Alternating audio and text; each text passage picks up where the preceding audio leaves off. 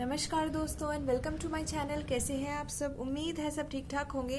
तो आज class 12th का जो आपका एनसीईआरटी का चैप्टर नंबर ये आपका 6 है और एप्लीकेशन ऑफ डेरिवेटिव है चैप्टर। एक्सरसाइज 6.1 क्वेश्चन नंबर 5 तक ऑलरेडी सॉल्व कर चुके हैं। बेसिक हम समझ चुके हैं। आगे देखते हैं, क्वेश्चन नंबर 6 देखते हैं। The radius of a circle is increasing at the rate of 0.7 centimetre per second.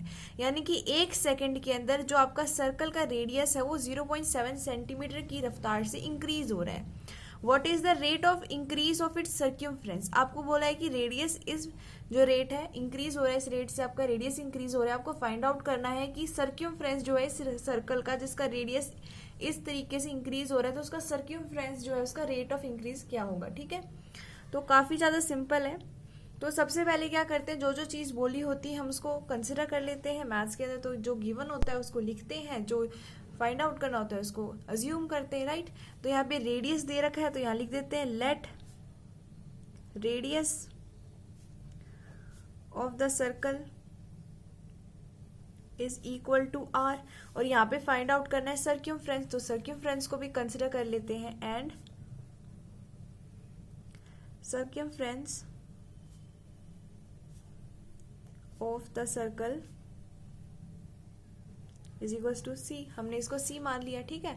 अब हम क्या करेंगे, यहाँ पे आपको क्या गिवन है, आपको यहाँ पे गिवन है कि जो रेडियस है यानी कि change in radius with respect to, यहाँ पे सेकेंड दे रखा है यानी कि रेडियस का चेंज देख रहे हैं विद रिस्पेक्ट टू टाइम, यानी कि D T is equal to आपको दे रखा है 0.7 सेंटीमीटर पर सेकेंड। ठीक है, तो ये आपको गिवन है और आपको यहाँ पे आपको क्या फाइंड आउट करना है, आपको फाइंड आउट करना है कि इंक्रीज क्या हो रहा है, किस रेट से इंक्रीज हो रहा है सर्क्यूमफ्रेंस।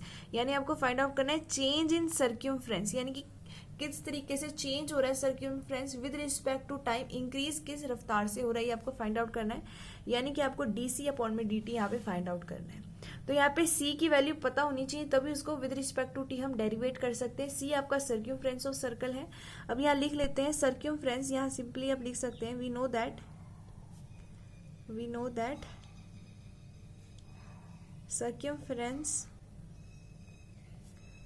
Of circle is equal to 2 pi R. ये क्या होता है, फॉर्मूला होता है जो सर्क्यूमफ्रेंस होता है उसका। सर्क्यूमफ्रेंस का मतलब होता है जो बाउंड्री है इसकी, तो ये जो पूरी बाउंड्री है ये क्या होती है आपकी 2 पाई आर होती है। ठीक है, तो अब आपको क्या करना है, सर्क्यूमफ्रेंस आपने सी माना था, सी के इक्वल आ जाएगा 2 पाई आर। अब ये जो सी है यहाँ से आपको D C upon D T चाहिए, तो ये जो वैल्यू आई है इसको दोनों साइड डिफ्रेंशिएट कर देंगे विद रिस्पेक्ट टू टी यानी कि time.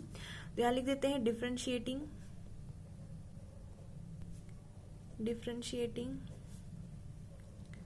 Both sides with respect to time.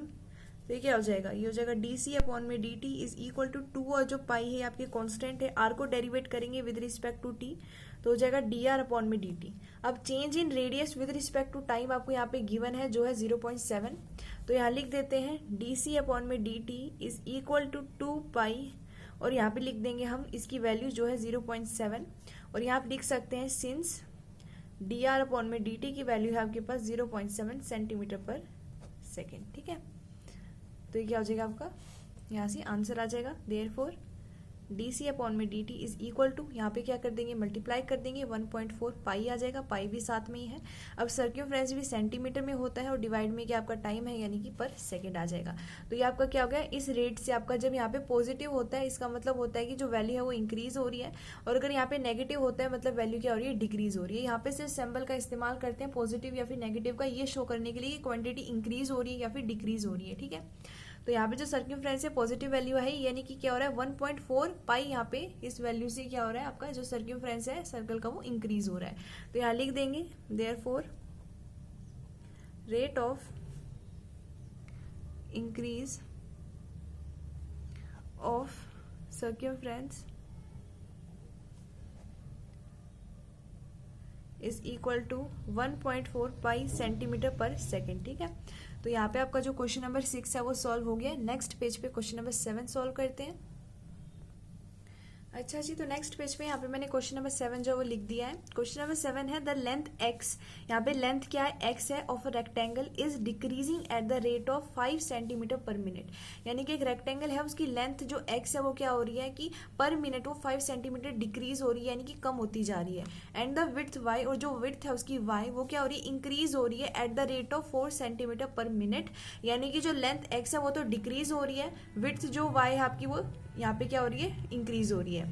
When x is equal to 8 centimetre and y is equal to 6 centimetre, जिस समय x की वैल्यू 8 सेंटीमीटर रहेगी, यानी कि लेंथ 8 सेंटीमीटर रहेगी, और आपकी विड्थ जो y है वो 6 सेंटीमीटर रहेगी, उस समय आपको फाइंड क्या करना है कि rate of change of perimeter क्या होगा और एरिया का जो रेट ऑफ चेंज है रेक्टेंगल की वो क्या होगा। ठीक है, तो इसका आंसर देखते हैं। सबसे पहले जो गिवन है क्या फाइंड आउट करना है वो लिख लेते हैं। यहाँ पे लेंथ दे रखी है तो यहाँ लिख देंगे द लेंथ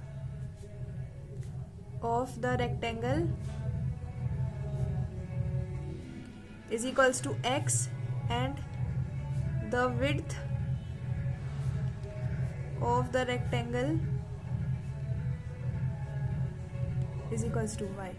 ठीक है, तो आपने लेंथ लिख दी यहाँ पे और आपने यहाँ पे क्या कर दी, विड्थ भी लिख दी। ये आपको ऑलरेडी क्वेश्चन के अंदर प्रोवाइडेड है। और आपको क्या गिवन दे रखा है, गिवन आपको ये दे रखा है कि जो लेंथ है रेक्टेंगल की, जो लेंथ है वो डिक्रीज हो रही है, यानी कि जो dx अपॉन में dt है कि जो लेंथ का चेंज है वो इंक्रीज हो रही है डिक्रीज हो रही है, वो यहाँ पे अकॉर्डिंग टू क्वेश्चन आपकी डिक्रीज हो रही है। तो यहाँ पे माइनस का साइन यूज करेंगे। मैंने प्रीवियस क्वेश्चन के अंदर बताया था कि माइनस का साइन यहाँ पे यूज तब करते हैं जब वैल्यू डिक्रीज हो रही होती है। तो क्वांटिटी यहाँ पे डिक्रीज हो रही है लेंथ, तो यहाँ लिख देंगे माइनस में 5 सेंटीमीटर पर मिनट। ठीक है, तो यहाँ पे लिख दिया। ये आपका क्या हो गया, यहाँ पे ये आपकी फर्स्ट इक्वेशन कंसिडर कर लेते हैं। और आपको क्या गिवन है, आपको यहाँ पे दिया हुआ है कि यहाँ पे change in width, rate of change of width with respect to time दे रखा है। और यहाँ पे जो विड्थ है वो इंक्रीज हो रही है, तो पॉजिटिव का साइन यूज करेंगे, वो है 4 सेंटीमीटर पर मिनट। ठीक है, तो यहाँ से आपके पास 2 इक्वेशंस आ गई हैं। अब इसका ए पार्ट करते हैं। यहाँ पे आपको फाइंड करना है rate of change of the perimeter. यहाँ लिख देते हैं rate of change of parameter. हम पैरामीटर को P कंसिडर कर लेते हैं। तो यहाँ पे क्या करते हैं, अब आपको पता है we know that perimeter of rectangle is equals to 2L plus में B। ये क्या होता है, फॉर्मूला होता है आपका किस चीज का, ये आपका फॉर्मूला होता है आपका पेरीमीटर ऑफ रेक्टेंगल का। अब पेरीमीटर ऑफ रेक्टेंगल P है, तो P इज इक्वल्स टू ये हो जाएगा 2L, यहाँ पे आपकी लेंथ है, लेंथ x है, प्लस में b यानी कि विड्थ या फिर ब्रेथ कह लो, ये आपकी y है। तो यहाँ वैल्यू पुट कर दी है। अब क्या करेंगे, इस वैल्यू को हम क्या करेंगे, इसका रेट ऑफ चेंज निकालने के लिए यानी dp अपॉन में dt निकालने के लिए दोनों साइड डिफरेंशिएट कर देंगे। तो यहाँ लिख देते हैं differentiating both sides with respect to time. ठीक है, तो ये हो जाएगा dp अपॉन में dt is equal to 2 constant है, ये हो जाएगा dx अपॉन में dt प्लस में हो जाएगा dy अपॉन में dt। दोनों की वैल्यू आपके पास फर्स्ट और सेकंड इक्वेशन से आ जाएंगी। तो वैल्यू पुट कर देंगे, तो यहाँ पे dp अपॉन dt की वैल्यू आएगी 2 और यहाँ पे आपके पास आ जाएगा ये आपके पास -5 में और ये प्लस में 4।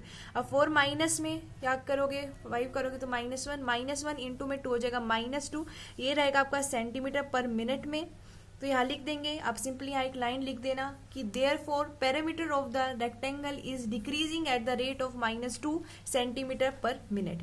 यानी कि जो पेरीमीटर है वो रेक्टेंगल का डिक्रीज होगा 1 मिनट में, जो 2 सेंटीमीटर है वो कम होता रहेगा। ठीक है, अब इसका बी पार्ट देखते हैं। बी पार्ट में आपको क्या फाइंड आउट करना है, rate of change of area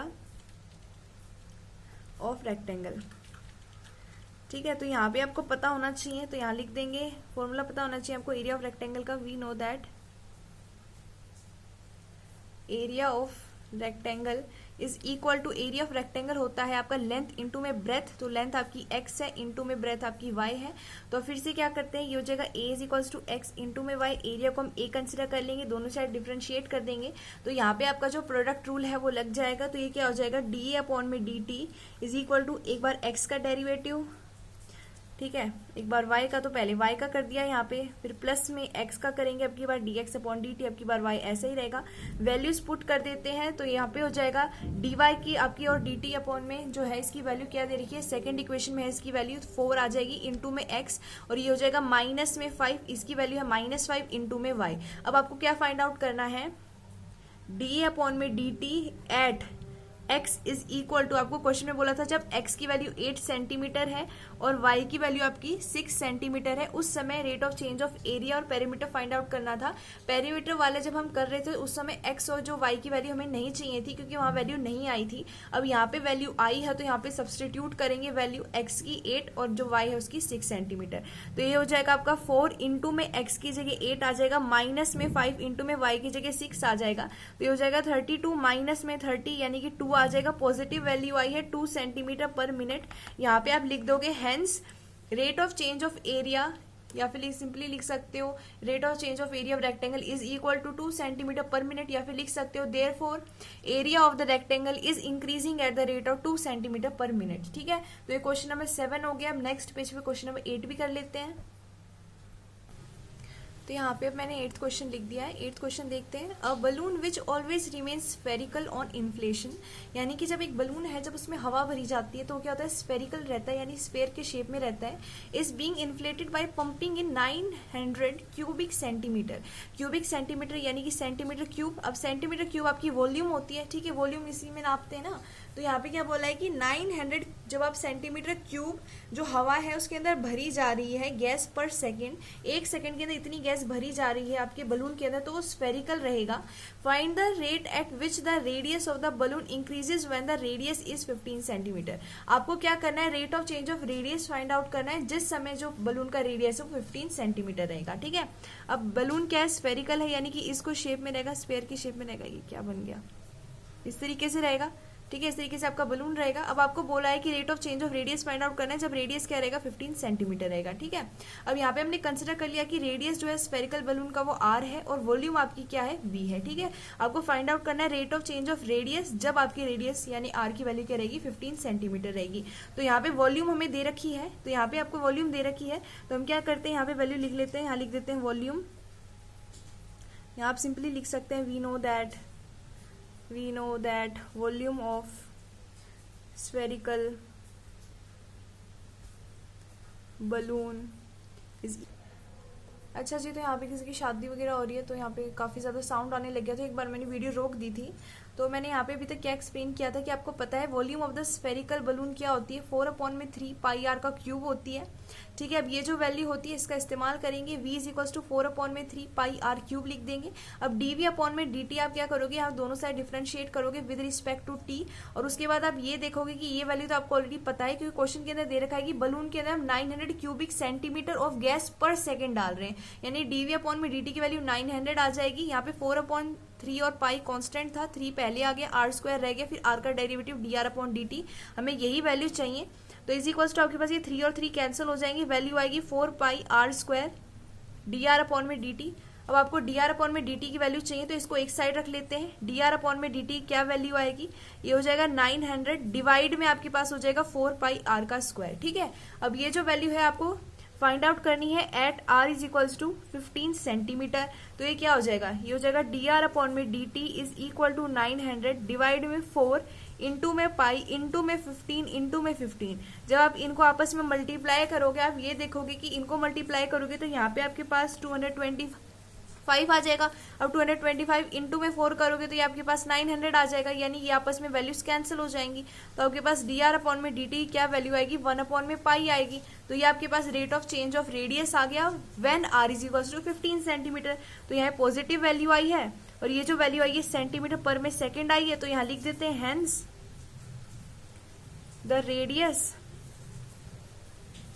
of the spherical balloon, या सिंपली लिख सकते हैं of the balloon is increasing at the rate of 1 upon में pi centimetre per second when radius r is equal to 15 centimetre. ठीक है जी, तो आपने यहाँ पे 3 क्वेश्चन कर लिए। अगले क्वेश्चन नेक्स्ट वीडियो में समझेंगे। आज के लिए इतना ही काफी है। ठीक है, धन्यवाद।